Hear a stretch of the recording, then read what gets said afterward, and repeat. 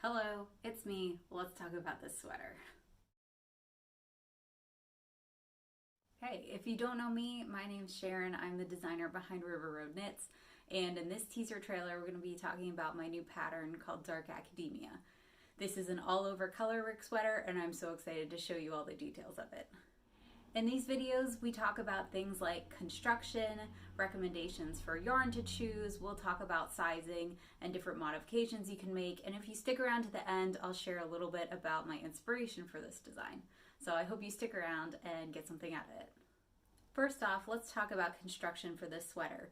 This is a top-down circular yoke sweater that's seamless. So what that means is that you cast on at the neck up here, you're going to work ribbing, and then you're going to work the yoke. And the yoke is obviously all over colorwork, and in that colorwork chart, you will have increases that are placed so that you are increasing the circumference of the bust as you move down. This pattern also features short row shaping in the back so that the back neck is a little higher than the front, and that's going to help it sit a little better on your shoulders.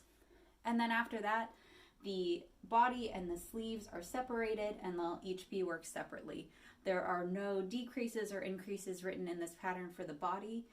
For the sleeves, there are some slight decreases, and then you can kind of see at the end, at the bottom, you'll work more rapid decreases to have a little bit of a bishop sleeve. So it'll have a little bit of puff before you move on to the ribbing.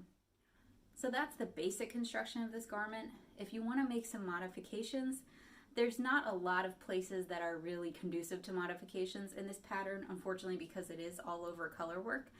It's hard to put increases and decreases without messing up the overall pattern.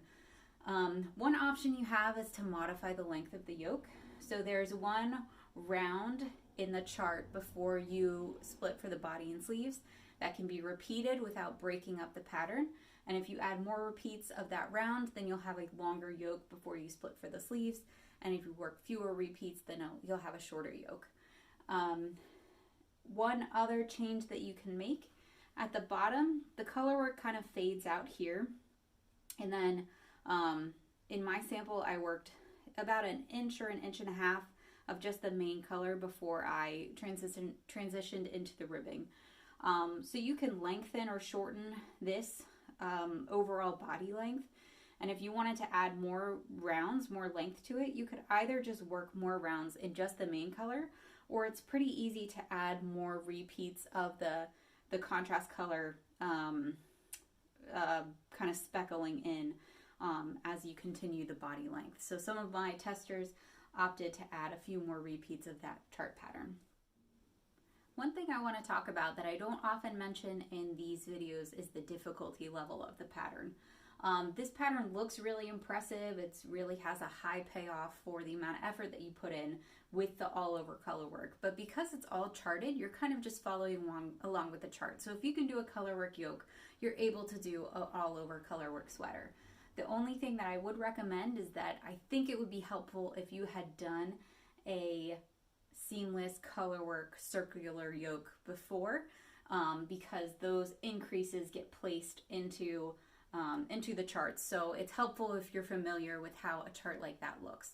Not impossible to learn for the first time on this pattern, but I would just recommend maybe even checking a couple tutorial videos online for other patterns just to kind of get familiar with what a chart like that looks like. Let's talk about sizing and how to pick the right size for you. So I have this pattern written in 10 sizes that range from 33¼ inches finished bust to 66½ inches finished bust. So that's the finished bust measurement of the garment. So you will take your bust measurement, add your amount of desired ease, and then that's the size that you'll make. So this is shown in about 2 inches of positive ease. That's about how I'm wearing my sample, 2 to 3 inches of positive ease. So that gives you a reference point. I kind of plan for 0 inches to 6 inches of positive ease. So you can see pictures of testers and kind of get an idea for what you think might look best on you. One note that I will make about picking your size is that these sleeves, the top of them, they don't have a lot of extra ease in the bicep area. So if you know that that's a fit point that gives you trouble sometimes in patterns, I would recommend looking at the schematic. I post my schematic on the pattern page, so you don't have to buy the pattern before you see the schematic. But take a look at that bicep measurement, and you may have to size your garment accordingly based on that. So just a note to keep in mind, especially with color work, our tension tends to tighten up. So you may find that this upper arm is a snug fit point for you. Let's talk about yarn and yardage for this pattern. So my sample was made in the Murky Depths Deep Sock yarn. That is a merino nylon blend, just a standard fingering weight sock yarn. Really nice, holds up really well, holds its shape. The two colors, the gray is No More Shall We Part, and the green is Never Enough Time. Murky Depths has kits for this pattern, so you can check them out online. I'll put a link in the description box below. In general, depending on the size that you make, you're going to be looking at having somewhere between 3 to 7 skeins of the main color and somewhere between 2 to 4 skeins of the contrast color. You can check out the exact yardage in the pattern page, and then you can adjust for your size accordingly, but that's assuming a typical 400 yard skein. As far as different yarns that I would recommend for this, I think a standard sturdy sock yarn, whether that's a merino nylon or maybe 100% merino, or even if you wanted to have an acrylic or acrylic blend yarn, I think any of those would work really well. You want something that has pretty good stitch definition to show off the intricate pattern. One thing that I would stay away from would be really yarns that tend to lose their shape. One tester used an alpaca yarn that looked really nice, but she said that it grew in length as she knit it, and so now she ends up with more of a tunic, which if that's what you're looking for, that's great. But I would recommend for the length that the pattern is going to be in the garment, I would recommend using a springy yarn that holds its shape. As far as picking colorways, one thing I really like about this pattern is that it kind of lends itself to a little bit of a low contrast combo with maybe even some overlap in the colors. So part of why I picked out this color combination was the fact that in the main color you have pops of this green. So there's parts in this pattern, in this garment, where, you know, the colorwork pattern gets a little bit muddled. And I think that really lends itself to the kind of crumbling architecture look that I was going for with this pattern. So if you've got maybe a lightly speckled main color that kind of has some overlap with your contrast color and you think they play really nice together, I would definitely give it a shot, try swatching it up and see how you like it. In any case, one of my recommendations for picking yarn colors for color work is to make sure that they have a different enough tone or shade. And I don't know the technical word, maybe someone else who knows color theory knows what you call this, but basically it's, if I take two yarns and maybe it's a pink and you know, a blue or pink and a green, like two yarns that look really different when you hold them up next to each other. You can tell that they're different colors, but they're both like a light or a pastel color. Sometimes those colors, they don't have enough difference when you put them next to each other in a colorwork pattern. So one recommendation that I have is, if you've got two colors that you're considering, take a picture with your phone and put it on a black and white filter. If you put on a black and white filter and they look really similar, then they may not pop against each other in the actual garment or knit colorwork thing that you're making. So that's something that I always do when I'm picking a color combination. I'll take the skeins next to each other, take a picture in black and white, and make sure that I can still tell the difference between the shades in that black and white photo. So that's just a recommendation. I think that's going to help when it's such an intricate pattern. You want it really to pop out at you. And finally, I thought it would just be interesting to talk a little bit about the inspiration. This design in particular, I've been thinking about and dreaming about for literally years. So this one started, I kind of had this idea that I wanted some sort of colorwork, gothic, arch, cathedral vibe. And so I had been I'd never sketched anything up. I'd just been kind of thinking about it. And then I went to my local yarn store called Knit Locally. And I was picking out colors for a different Colorwork project.